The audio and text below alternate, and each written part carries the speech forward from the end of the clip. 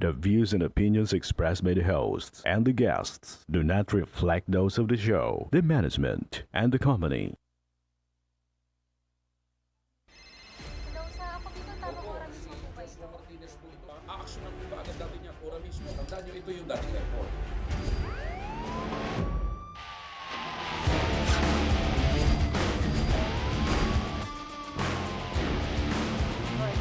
Ano namang kayong dalawa pinagchichismisan yung mga marites kayo, ha?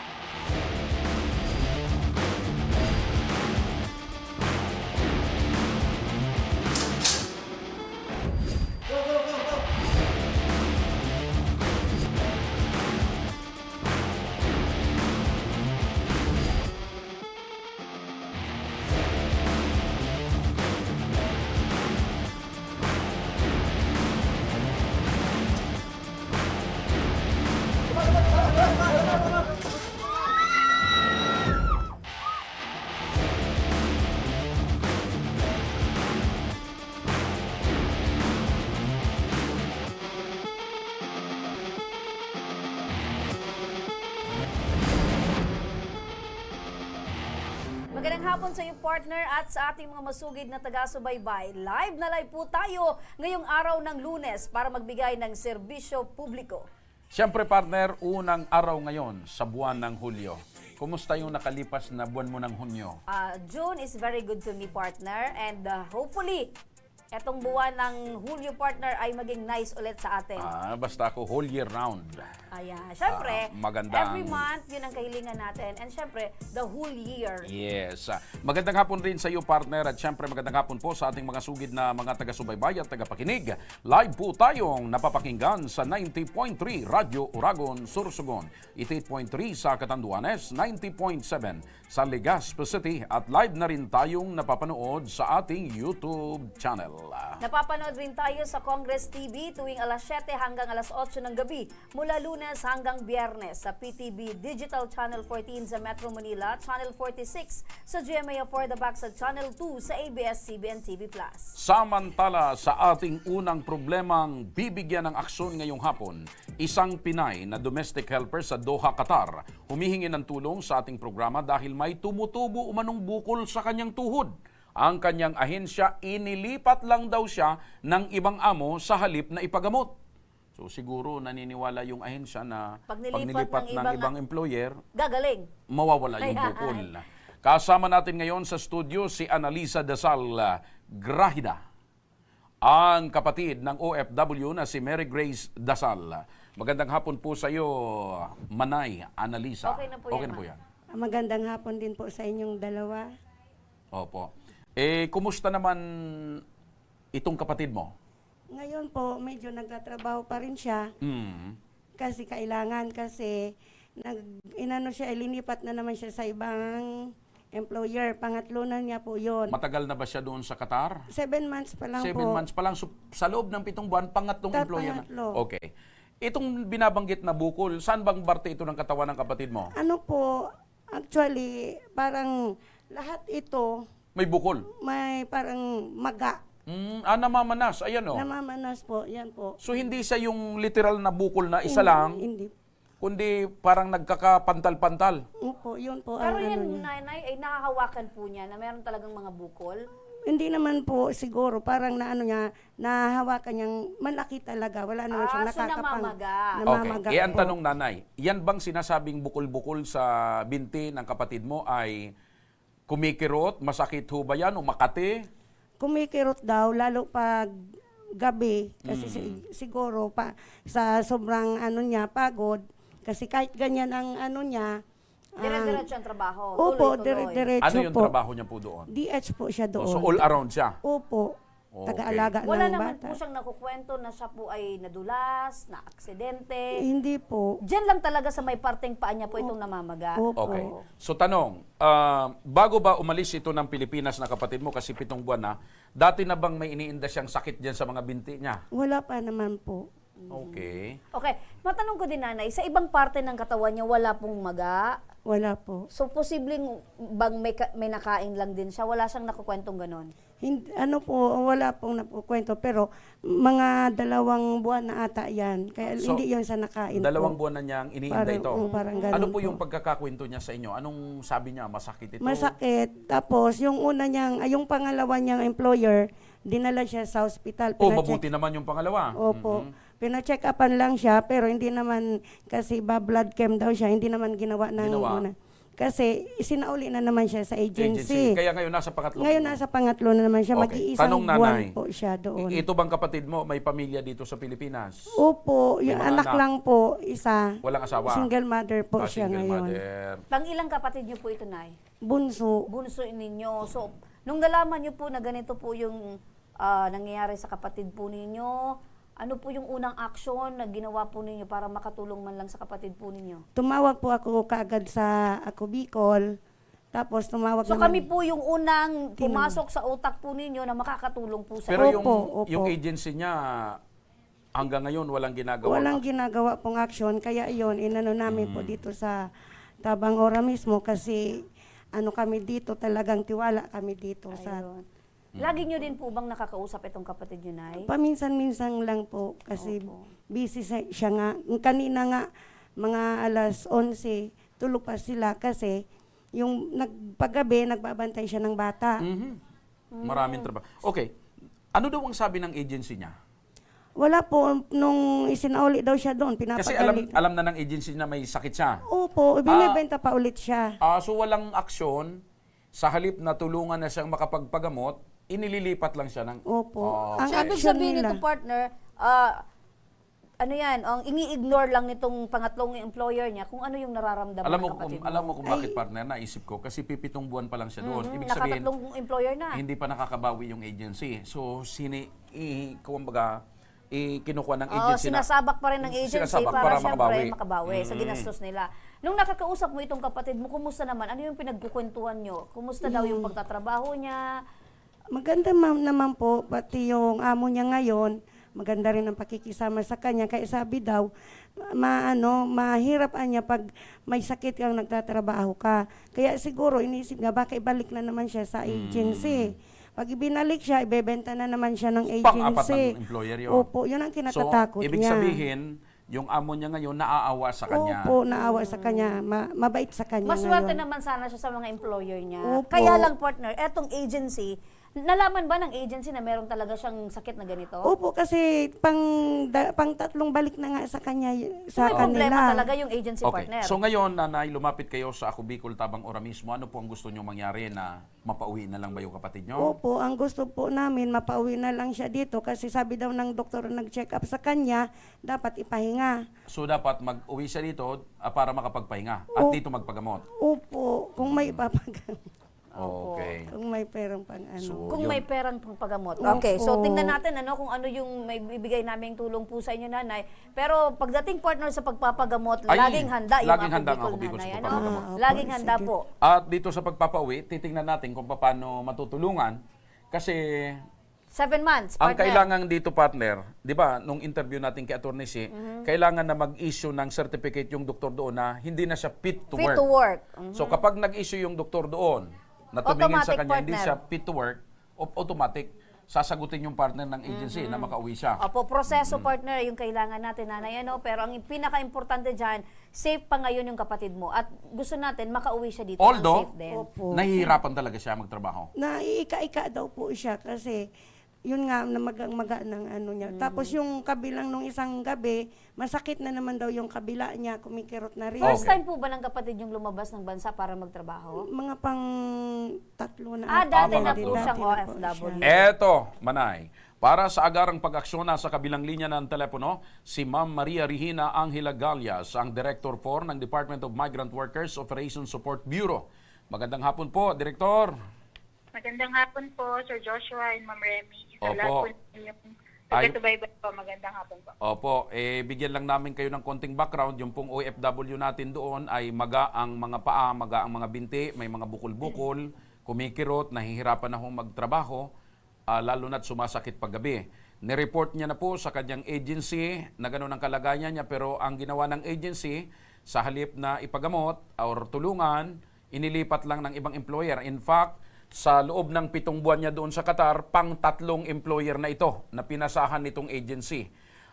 Ma'am, sa ganito pong sitwasyon ng ating OFW na may iniindang sakit kasi maga, kahit makita natin doon sa picture, maga yung kanyang mga binti at kumikirot, ano po ang dapat na gawin ng agency kapag ganito po yung nire-report ng kanilang OFW na pinaalis dito sa Pilipinas? Apo, salamat po. No? Yung sa agency po dito sa Pilipinas, dapat po kontakin po nila yung kanilang counterpart sa Qatar, yung Qatar agency, kasi yun po yung mag-check doon sa sitwasyon po ni Ma'am Mary Grace, ano po. Tapos po, kailangan pong masiguro po na safe po at maayos yung trabaho, yung kalagayan ni Ma'am Mary Grace, lalo't nagsasabi na siya na nahihirapan na po siya sa kanyang nararamdaman. At kung ano po, no, dapat i-repatriate po agad.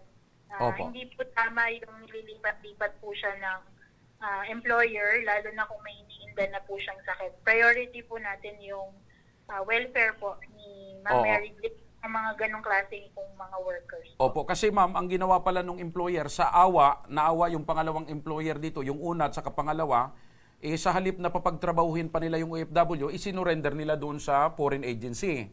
At itong pangatlong pinagtatrabahuhan nito namang OFW natin, naaawa na naman ngayon at mukhang isusurrender na naman. Pero yun nga, ang desisyon daw palagi ng agency, okay, kung sinurrender ka ng amo mo ngayon, ililipat ka namin ng ibang amo. Oo, parang ang nangyayari po ma'am is nagiging cycle lang po. Balik at balik, tapos hahanapan ng trabaho. Pero yung karamdaman po ng ating kababayan is naandun pa rin po. So ano po yung dapat gawin nito ma'am? Ano po, eto po ba ay may kapabayaan pagdating po sa agency?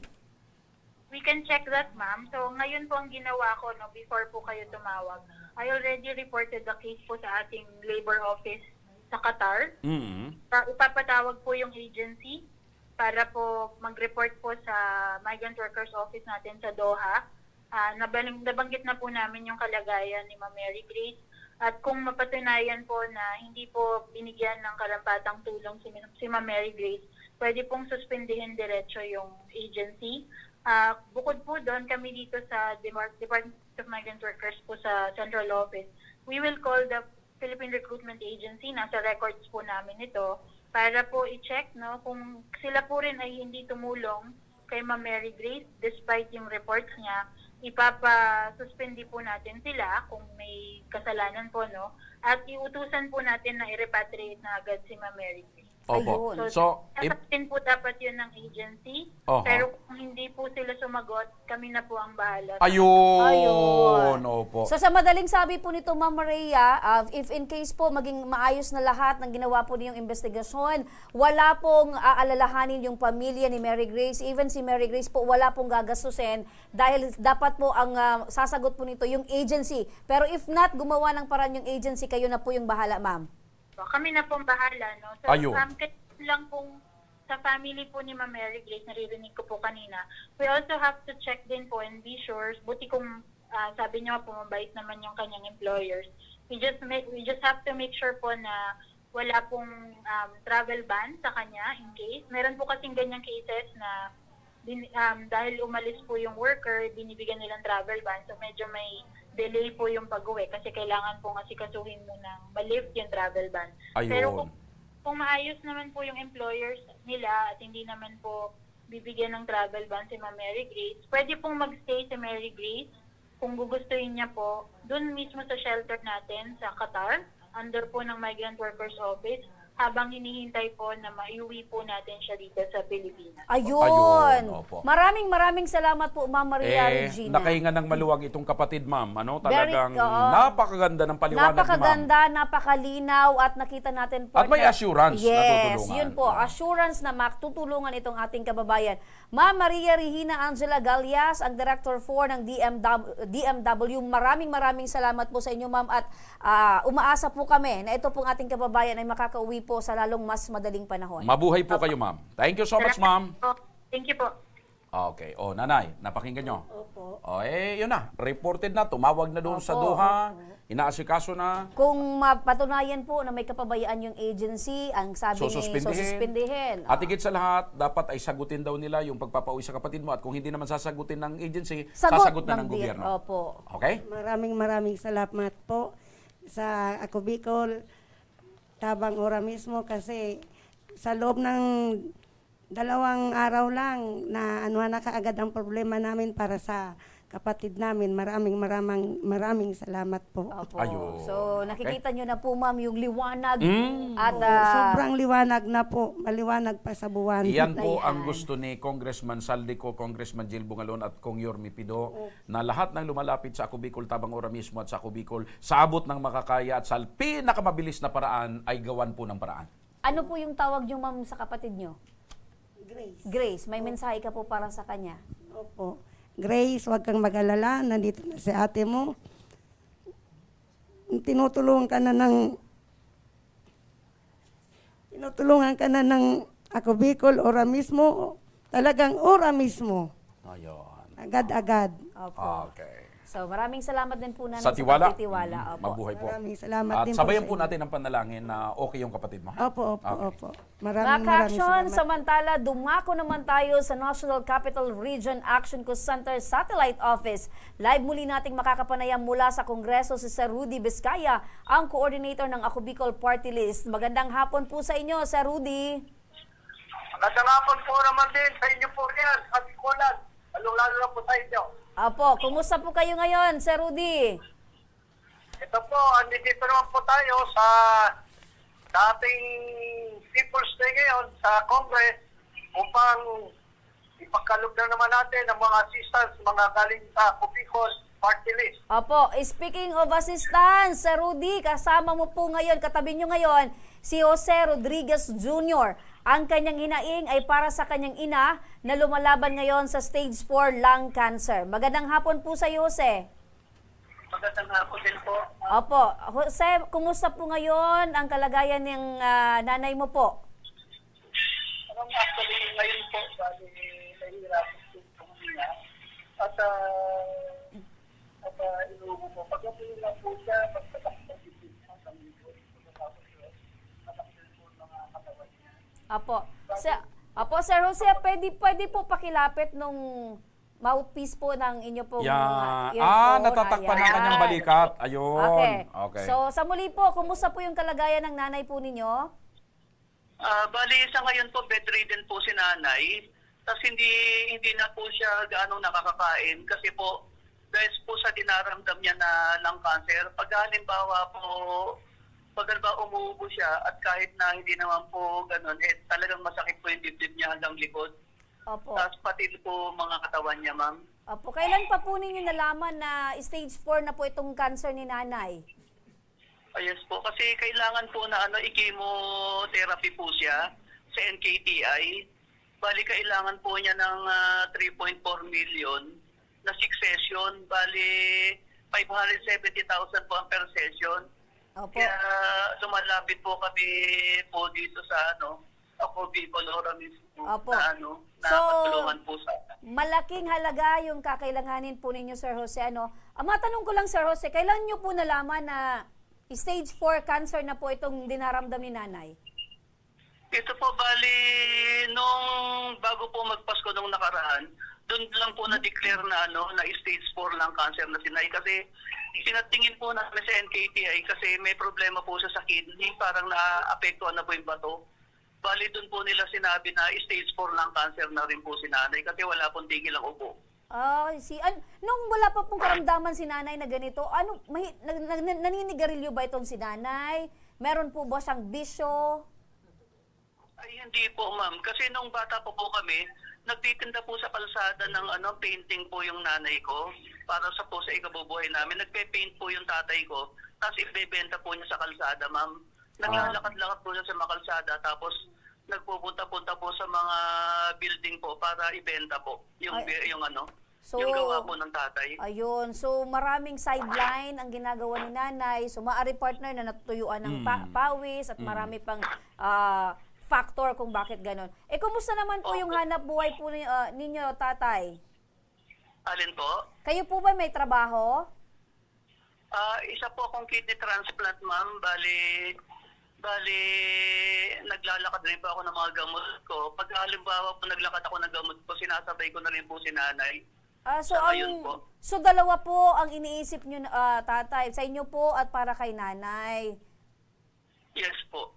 Gaano kahirap po ang sitwasyon na kayo po ay meron po kayong iniindang sakit, dinalakad nyo po yung mga para po sa inyo at meron pa po kayong nilalakad. Ito naman po para sa nanay ninyo. Gaano kahirap po, Sir Jose? Ma'am, napakahirap po talaga. Kaya nga po, kailangan po tiisin ko, ma'am, kasi po para sa magulang ko, ma'am. Ako po, mas bata-bata ako kay nanay. 61 na po ako, ma'am. Si nanay po, 89. Saka bedridden na po. Wala po ibang tutulong sa kanya, kundi ako lang po, ma'am. 61 years old, so senior na din po kayo, tay. Yes po, yes po. Opo. Na paano po yan, tay? Paano nyo po natutustusan yung pangangailangan po ninyo, kasabay po ng pangangailangan ng nanay po ninyo? Dati po yung asawa ko po nag-assistant na tinda po. Kaya lang nagsara rin po yung palengke. Kaya po wala po siya ngayon na trabaho po. Okay. So nabanggit nyo kanina, kailangan i-chemotherapy ng nanay nyo at medyo malaki-laki yung halaga, no? Na kinakailangan. So ibig sabihin, hindi pa siya nakakapagsimulang i-chemotherapy dahil lumilikom pa kayo ng malaking halaga.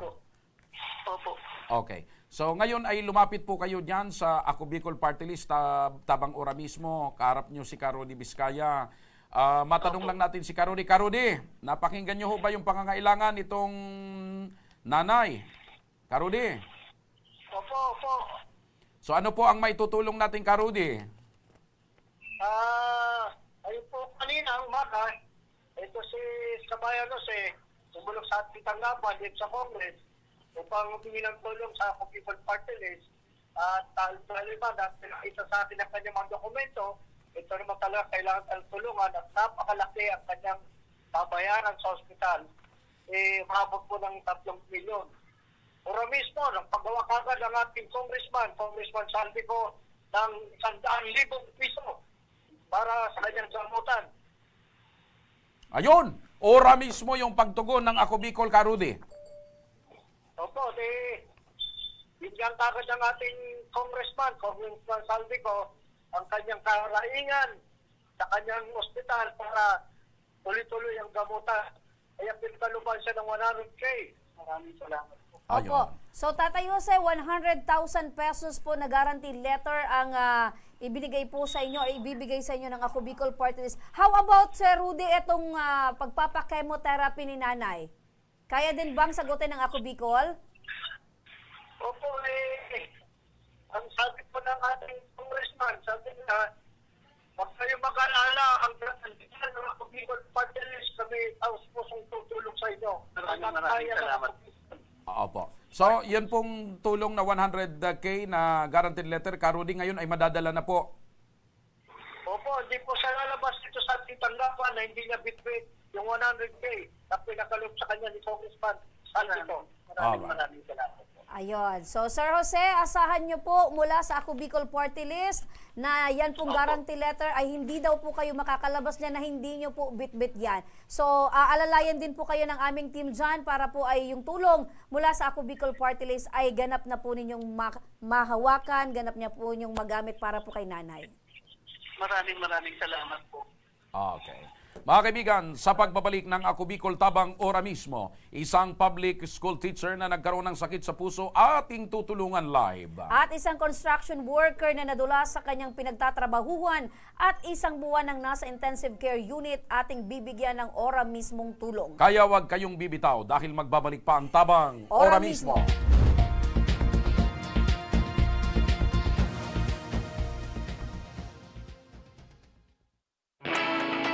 Naghahanap ka ba ng trabaho? Marunong ka bang mag-shoot ng video? Mag-edit? Magaling ka ba sa social media? Willing ka bang matuto? Graduate ng journalism o may alam na sa media? Apply na dahil naghahanap kami ng videographers para sa Camarines Norte, Sorsogon, Camarines Sur, Catanduanes at Masbate. Ipadala ang inyong resume sa actioncallcenter@gmail.com at maging pinakabagong miyembro ng aming team. Tara na! Apply na!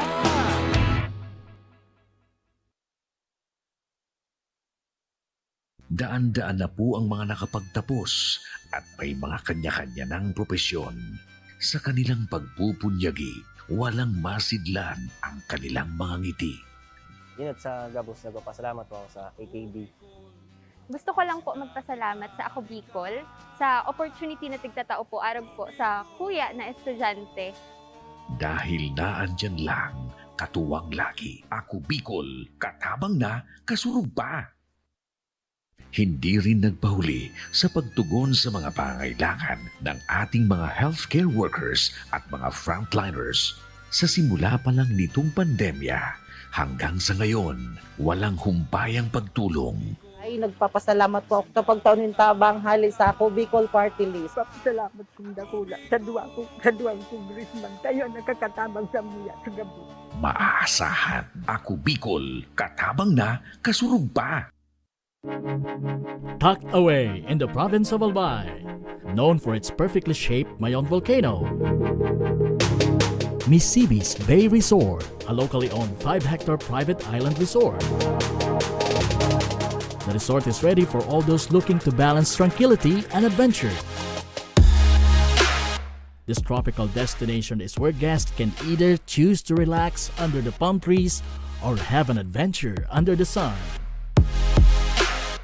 It features modern and luxurious rooms and villas, recreational facilities, and sophisticated services.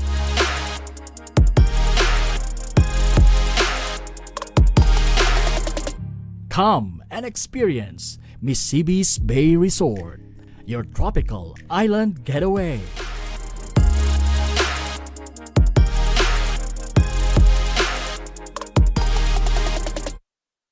Problema sa tubig, agarang binigyang solusyon. Nagpatayo ng mga solar-powered water supply system sa mga liblib na lugar. Libre, malinis at maaasahang supply ng tubig 24/7. Dakulaang ng pagpapasalamat niya mo. Dahil may ikamalilingan habang kami nabubuhay. Dakulaon nining tabang para sa Gabos na tao digdi. Salamat po. Para sa ating mga kababayang nasa laylayan, Ako Bicol, katabang na, kasurug pa. Libo-libo na ang mga nabigyan ng tulong medikal. Bata, matanda, kahit sino man, lahat ng mga may karamdaman, may maaasahan. Nagpapasalamat sa Ako Bicol Party List. Hindi po namin makakalimutan ang tulong na dinala ninyo dito sa aming bayan. Maraming salamat po. Dahil iisa lang ang tunay na nagmamalasakit. Ako Bicol, katabang na, kasurug pa. Nagbabalik ang Ako Bicol tabang ora mismo. Balikan muli natin ang NCR Action Call Center Satellite Office. Makakapanayam muli natin si Karudi Vizcaya, ang coordinator ng Ako Bicol Party List NCR. Karudi, magandang hapon po uli. Magandang hapon po muli siya sa inyo. Ayan. Eto, Karudi, kasama natin dyan si Ronald Tabayan, ang manugang ni Marcelina Corporal, isang public school teacher na ngayon ay may kinakarap na sakit sa puso. Ang ugat daw kasi nito sa puso ay patuloy ngayong namamaga at kinakailangang sumailalim sa agarang operasyon. Ronald, magandang hapon sa iyo. Sir, magandang hapon po at tagapanood po ng programang Ako Bicol o mismo po. Opo. Kumusta po yung kalagayan ni Ma'am Marcelina ngayon, yung nanay po ninyo? Sa ngayon po sir, nagpapahinga na po siya. Pinapakondisyon namin yung katawan niya kasi po sir, July 8 po, itasalang na po siya sa Philippine Heart Center. Opo. So, naka-schedule na po siyang isa lang sa operasyon? Yes po sir, opo. July 8 po sir. Okay. Paano nyo ngayon natutustusan yung gamutan ng nanay nyo? Kayo bang mga anak may mga hanap buhay naman? May mga hanap buhay naman po kami sir. At pagtulong-tulungan na din po namin na matustusan itong mga pangangailangan, ang gamot, lahat ng pangangailangan ng aming ina. Tulong-tulungan po namin magkamag-anak po. Hello po sir, magandang hapon. Magandang hapon po ma'am. Opo. sa nararamdaman po ng nanay ninyo, kumusta po? Ano po yung nagiging epekto nitong sa kanyang katawan po? Nung una po, madali po siyang mapagod. Tapos, konting lakad po, minsan po hinihingal na po siya. And simula nung nalaman namin yung sakit niya, lalo po siyang na-stress, pumayat siya ng konti, nagbawas siya ng timbang. And then, psychologically, may epekto po sa niya po, sa pag-iisip niya po, medyo na-stress na po siya. Alas gabi-gabi, hindi na siya makakatulog kakaisip ng sakit niya po. Opo, so dinamdam niya po itong nalaman niya patungkol po sa kanyang kondisyon. Opo, ma'am. Opo, ma'am. Opo. Opo. Sir, since dati siyang public school teacher, syempre hindi niya nagagawa yung daily routine niya.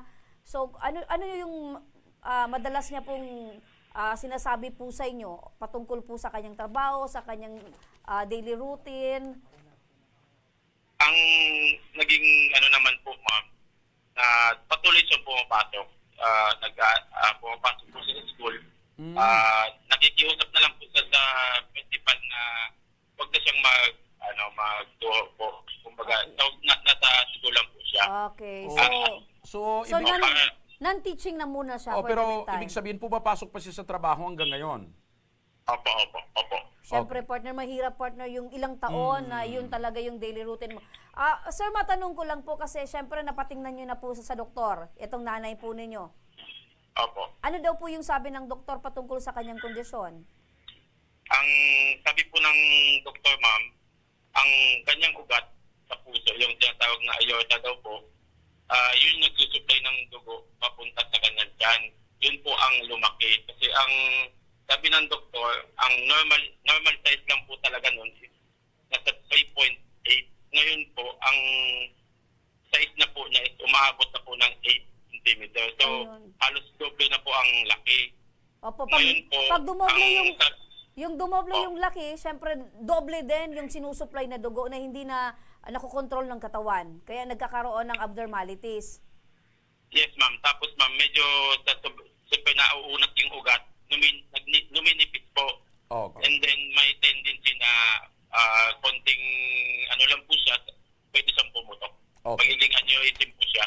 Ayun, aneurysm, partner. Okay, so ngayon po ay lumapit kayo dyan sa tanggapan ng Ako Bicol Party List. Tanungin uli natin si Karudi Vizcaya kung ano po ang magagawang aksyon at gagawing tulong ng Ako Bicol. Karudi, eto po, sa pangalawang medical case natin today, ano po ang maitutulong ng Ako Bicol Party List? Ito po, may tutulong po ng Ako Bicol Party List. Pinakalubang kagad siya ng 100K. Yun! Sa tulong sa Heart Center. 100,000. Opo. So malaking tulong yan, Karudi. Malaking tulong, 100,000. At ngayon, Karudi, bago umalis itong anak, dala na rin niya yung 100,000 GL. Opo, di siya lalabas po rito sa ating tanggapan sa Congress na hindi niya bitbit yung 100K na pinakaloob ng ating congressman. Ay Congressman Saldico. talagang napakabilis at ora mismo ang pagtugon at pagtulong ng Ako Bicol. Paspasan, partner. Paspasan. Pangalawa, partner, yung una kanina, 100,000. Ngayon, Ito naman, 100,000. Tanungin natin itong anak, anong masasabi nyo? Automatic pala, ora mismo. Hindi kayo lalabas dyan sa tanggapan ng Ako Bicol at Congress na hindi nyo dala yung tulong ng Ako Bicol. Unang-una po, nagpapasalamat po kami, ang buong pamilya namin. Nagpapasalamat po kay Congressman Saldico, kay Congressman Jelbong Galon, kay Sir Rudy Vizcaya po na siyang nag-alalay po sa amin. At sa programa niyo po, sir, sa Ako Bicol, tabang mismo na handang tumulong, lalo-lalo na po sa mga kababayan po ng mga Bicolano po. Ayun! Maraming salamat po. Tama ka po dyan, Sir Ronald. Handang tumulong. Lagi po ang Ako Bicol Party List sa ating mga kababayan na nangangailangan. Mabuhay po kayo at hiling po namin yung kagalingan po ng nanay ninyo. Maraming salamat po, ma'am, sir. Okay. Salamat uli, Karudi. Mamaya, babalikan ka pa namin, Karudi. Marami pa pala tayong bibigyan ng tulong mamaya. Opo. Okay. Maraming salamat, Karudi. Samantala, mga ka-aksyon, kasama naman natin ngayon sa ating studio si Marilo Kasipit Rangasa. Kanyang hinaing ay para naman sa kanyang mister na isang buwan nang nasa intensive care unit. Magandang hapon po sa inyo, Marilo. Opo, pakibigay po yung anya. Yun. Magandang hapon po sa inyo. Magandang Opo. hapon po. So ikaw si Marilu, eto naman si Jay. So Asawa ko po. asawa mo. Okay. So kayong dalawa lumapit dito para humingi ng tulong. Kumusta ngayon yung kalagayan nitong mister mo na Bako po, biyanan ko po. biyanan mo? Okay. So Doon kasama ako naguluhan din ako. Sabi Teka, ko yung mister nasa intensive care yung unit, tapos biglang katabi yung, Oo, nagulat ako, sabi ko, So, ang nasa intensive care unit ngayon ay yung biyanan mo. Ayun. Yung nanay ng mister mo. Okay, Tatay. malinaw. Tatay. Tatay ng mister mo. Okay. ikaw partner lalo mong ginugulo. Oh, kasi naguluhan ako partner. Nabiglang Okay. naano ako. So, eto yung asawa mo. Ang nasa intensive care unit, yung tatay ng asawa mo. Yung Opo. biyanan mo. Oh, tama Okay. na. Okay. So, tamang-tama na partner. Naayos na natin. Sino bang gumawa niyan dyan sa Ewan kwan? ko sa kanila partner.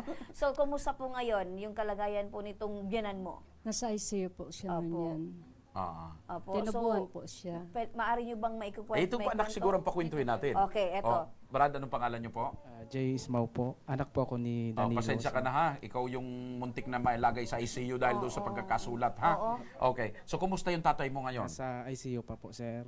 Ano bang nangyari sa kanya? Nadulas po siya, sir. Tapos tumama po yung dito niya sa likod. Ilang taon na itong tatay mo, Jay? Ma'am, 58 po. 58. Construction so, worker. medyo brittle na ang mga buto, syempre. Tumama sa simento? Parang ganun po, masama, sir. Nangyari po ba ito? Nasa trabaho siya o sa bahay po ninyo? Hindi po, ma'am. Doon po sa... Pinagtatrabahuan? sa katrabaho niya po. Yung pinuntahan niya po sa bahay po.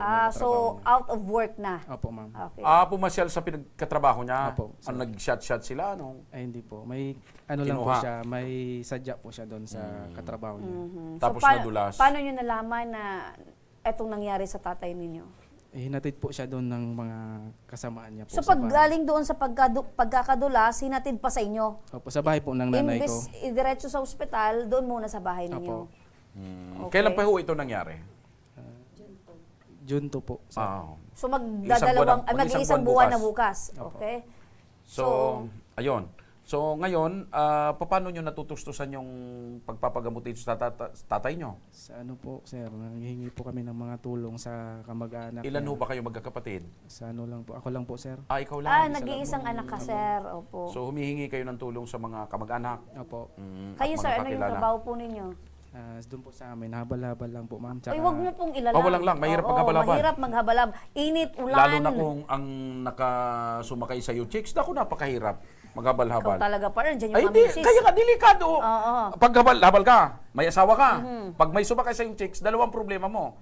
Baka kuripot pa yung sumakay sa iyo at yariin ka pa ng kwan. Oo. Pero hindi naman siguro kasi partner, alam naman ni Mrs. na yun yung trabaho ni Mr. Pero, siyempre, preno ka ng preno. Pag preno ng preno, partner, Ay, gas-gas pa lang agad yung preno. may tumatama. Oo. Okay. Talaga, partner. Di, pinaparelax ko lang si brother. Ganun kami dito, ano. Pero gaano kahirap, sir, na yung sitwasyon ng tatay mo, syempre, uniko-uyo ka, hirap ang buhay, kahit gusto mong ipagamot ka agad yung tatay mo, syempre, walang-wala din kayo gaano kahirap po. Sobrang hirap po, ma'am, kasi pinagsasabay ko pa yung sa nanay ko kasi may karamdaman. May karamdaman din. Tapos yung mga anak May namin, pamilya pa kayo. Ilan anak nyo? 3 po, sir. Okay. So ngayon po, lumapit po kayo dito sa aming programa. Ano po yung maaari po naming maitulong po sa inyo? Ma'am, yung sa ano po niya, kasi nahirapan po kami sa araw-araw niyang reseta po, ma'am, doon sa BR po. Taga saan ho ba kayo? Taga Tiwi po, sir. Taga Tiwi. Meron na ba siyang final bill? Wala pa. Wala po, pa. Pero ang idinulog niyo sa amin, yung pang-araw-araw na gamutan. Opo, ma'am. Okay. So makinig po kayo para sa agarang pagtugon. Nasa kabilang linya na rin ng telepono si Miss LB Sidenio, ang coordinator ng Malasakit Center ng Ako Bicol Party List. Magandang hapon, Miss LB. Yes po, Miss Remy and Sir Jos. Magandang hapon po sa inyong dalawa. Kay Kuya, nabantay ng pasyente. Opo. Miss LB, yung tatay po nila nasa intensive care unit dyan sa BRHMC at ang kanila pong problema, yung pang-araw-araw na po na gamutan kasi syempre everyday merong reseta, walang-wala po sila. Maari po ba nating matulungan sila sa kanila pong problema? At syempre hospital bills. Miss Remy, actually po yung mga pasyente po na more than 10 days, na nabibigyan naman po namin sila dito ng food assistance. 3,000 to 5,000 cash po yun para sa kanilang food assistance. Pero other than that po, yung bill na lang po ang kailangan natin i-cover. Okay, kasi Yung hospital bill po nila, nasagutin natin, wala silang problema sa hospital bill. Pero po yung pang-araw-araw na gastusin, hindi po natin pwedeng sagutin yung kanilang yung mga pangangailangan. Pero yung pagkain naman po, may rasyon po yung bantay. ayun. Okay, so ang Brad, sa hospital bills wala kayong alalahanin. Yung sinasabi ni Ma'am LB na food assistance, meron na ho ba kayong nakuha? Nakakuha na po Yun. kami, sir. Yung pang-araw-araw, yun ang medyo kailangan pa nating ilapit. Yung pang-araw-araw na gamot, ang pinupunto mo, bakit? Lahat ba or meron bang mga inirereseta na hindi available sa ospital? Ayun po ma'am, yung reseta po kasi niya, hindi available doon sa... Ayun. So yun ang kailangan ilapit natin. Opo, so dahil dyan, syempre, opo, Yung gamot niya, hindi available sa loob. Opo. Ipapuntayin na lang po dito natin sa Malasakit Center at i-refer ko po sa social worker. Ayun! Para mabili namin yung mga gamot na kailangan nila. Ilapit, dali nyo doon kay Ma'am LB. So ang pinaka-importante ngayon dyan, Miss LB, yung problema nila sa hospital bills ay hindi na nila po problemahin dahil sagot na ng Ako Bicol Handa Party pa List. silang alalayan nila Ma'am LB sa Malasakit Center. Okay? Okay. With that, maraming salamat, Miss LB. Pero yung pinoproblema nila ng mga gamot na hindi available sa BRHMC, sasagutin. Eto. Kasi ko si Doc Eric para po may provide yung mga gamot na kailangan nila kung talaga pong kailangan natin i-provide yung mga gamot. Ayun. So tutulungan pa rin. Maraming Ako salamat, Bicol. Ma'am LB. Mabuhay ka. Pero wag po kayong mag-alala, tatay. Maraming salamat, Miss LB. Tatay, yung pinoproblema nyo po na Hindi lahat pambili ng masasagot, gamot. partner, pero makakatulong yan. Eto, tanggapin nyo po itong pera, cash assistance. Yan po yung pang-araw-araw Tapos, ni tatay. balikan nyo si Ma'am LB kasi idedirekta kayo kay Dr. Burar, ha? Para makuha daw yung gamot. Linawin lang po namin, tatay, yung hospital bills po ninyo ay sasagutin ng Ako Bicol Party List. Ito naman po yung mga Konting tulong. panggastos At po kailangan ninyo sa pumunta uli kayo doon kay Ma'am pang-araw-araw. LB para mailapit kayo kay Direktora Burar, ha? Para matulungan kayo, ha? Okay. Sige. At Meron pa yan. Meron pa. Ayan. Dahil hindi ka nakapaghabal-habal ngayon at hindi mo nagamit ang preno mo, Brad, Ayan. Tanggapin niyo po yung food packs para po sa inyo. ano po ang masasabi nyo? Unang-una po, salamat po sa mga tumulong sa amin. Tapos dito po sa Tabang Ako Bicol. Ayan, no. Nasagot po ba yung inyo pong problema, tay? Opo, ma'am. Gumaan po yung pakiramdam po ninyo? Opo, ma'am. Ayan. Yun ang pinaka-importante, partner. Yung gumaan, yung pakiramdam, at yung problema po nila ay may solusyon na. Ang hiling na lang po namin ay yung tuluyang kagalingan po ng tatay ninyo. At hintayin nyo ako bago lumabas, maituturo ako sa inyong tutulong sa inyong sa TV, ha? Hintayin nyo ako dyan, ha? Tatawagan ko at papakakuhan ko sa inyo, ha? Okay. Yan, partner. Ayan, partner. Siyempre, maraming po salamat po sa inyo. Balikan natin, partner, yung National Capital Region. Okay, makakapanayam naman natin muli mula sa NCR. Ang katabi ni Caro de Vizcaya naman ngayon ay si Teresita Fidelino, ang misis ni Restituto Fidelino, na ngayon ay may iniindang sakit sa baga at nakakonfine sa Lung Center of the Philippines. Magandang hapon sa iyo, Nanay Teresita. Magandang hapon po naman. Opo. Kumusta po ngayon ang kalagayan ng mister po ninyo? Medyo maikigi na naman po. Kailan pa ho ba siya? Gawa ng nalapatan. Kailan pa ho ba siya nasa ospital? Noong 4 pa po. Oy, medyo matagal-tagal na. Ngayon, pitsa 1 na ng Hulyo, no? Mag-iisang buwan na. Okay. Ano raw pong klaseng sakit sa baga itong iniinda ng mister mo? Yung pong hindi po siya makahinga. At saka nagsisikip ang dibdib. Opo, ilang taon na po itong mister po ninyo? 74. 74. Kayo, nanay, ilang taon na? 73. 73. So, isang taon lang pagitan. So, ngayong may sakit na si tatay, kumusta naman yung love life nyo, nanay? Awa ng Diyos, okay naman. Ayun! Ang importante. Opo, yun ang pinaka-importante, nanay. For better or for worse. Diba? For in health and in sickness and in health. Nanay, paano niyo po natutustusan? Bakit, partner? Tatawa kayo naman. Nanay, syempre parehas na po kayo senior citizen ni tatay. Ilan po yung anak ninyo? 5 po. 5. So, nakakatulong naman po sa inyo pong pangangailangan. Yung 5?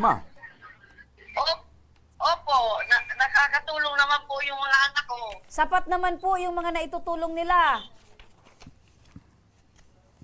Yung halimbawa po, ma'am, yung pamasahe, yung pagkain namin. Ayun. Kasi kami tumutulong kami ang Opo. hospital bill namin. Okay. So nanay, kayo po ay lumapit dyan ngayon sa Kongreso, partikular sa Ako Bicol Tabang Ora mismo at Ako Bicol Party List. Ano po ba yung pangangailangan nyo na gusto nyong matugunan kaagad? Yung pong hospital bill po, sir. Nasa magkano na po ba, Nay? Meron na po ba kayong hawak na hospital bill? Wala pa po. Nasa lang center pa po. Opo, pero sa tingin nyo, malaki na, Nanay. Opo, malaki na po. Ayan, may sasagot na po dyan sa problema po ninyo. Ayan, tanungin natin ang inyong muy simpatiko, igwapitong katabi dyan, Karudi Vizcaya. Karudi, ano naman ang maitutulong natin dito kay Nanay Teresita para sa kanyang mister? Ito nga po, si Nanay, ora mismo, tumawag kagad ang ating mga congressman, Congressman Saldico at Congressman Jim Bucalon. Pagkalubang kagad siya ng 100K. Ayun! Sa kanyang salang center. 100,000 piso. Opo, sunod-sunod partner na 100. Opo, ito rin ay madadala niya na ngayon, Karudi. Opo, isa po lalabas dito sa ating tanggapan sa Congress na hindi niya dala ang pinakalob ng ating mga congressman ang 100K. Ayun, talagang ora mismo. Ora mismo, Nanay. Napakinggan niyo po si Sir Rudy. 100,000 po ang ipinagkaloob po para po sa inyong mister. Opo. Ano po ang masasabi niyo, Nanay? Ang masasabi ko po, salamat po nun. Congressman Saldico, Congressman Jill Bungalon, at saka si Sir Rodi Vizcaya. Ako Bicol, habang ora mismo. Ayun, galing talaga ni Nanay. Para hindi makalimutan, partner, sinulat ni Nanay. Okay. So Opo. Nanay, aalalayan ka po ng aming team dyan hanggang sa makuha mo at madala nyo na po yung tulong at hangad po namin na makarecover po ang inyong mister. Sabayan po natin ang panalangin para sa paggaling ng inyong mister, Nanay. Opo. At Karudi, maraming salamat sa iyo, Karudi, sa ora mismong pag-aksyon at pagtugon. Isa kang magiting, Karudi, dumami pa lalo ang lahi mo. Opo, isa ka talagang magiting.